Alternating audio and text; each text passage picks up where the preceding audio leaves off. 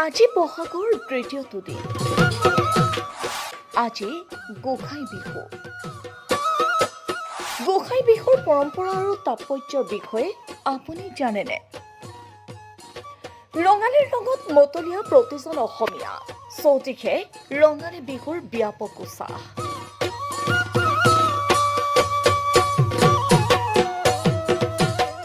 গোসাই বিহু উপলক্ষে ৰাজ্যৰ বিভিন্ন স্থানত সত্ৰ, নামঘৰ, বিষ্ণু মন্দিৰ আদিত নাম কীৰ্তনেৰে মুখৰিত হৈ পৰে।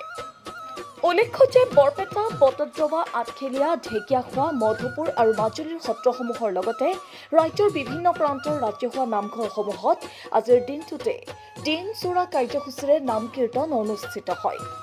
উল্লেখ্য যে 7 দিনীয়াকৈ অসমীয়াই পালন কৰে হেঁপাহৰ ৰঙালী বিহু। ৰঙালী বিহু বা বহাগ বিহুৰ তৃতীয় দিনা গোসাই বিহু। সেইদিনা গাঁৱৰ ৰাজহুৱা নামঘৰত নাম প্ৰসংগ হয়, যাৰ পৰিপ্ৰেক্ষিতত আজিও বিহুবলীয়া ৰাইজে বিহু পালন কৰিছে, ভ্ৰমণ কৰিছে নামঘৰ, সত্ৰ ইত্যাদি। এতিয়া ৰঙালীৰ উৎসাহত মচগুল অসমীয়া।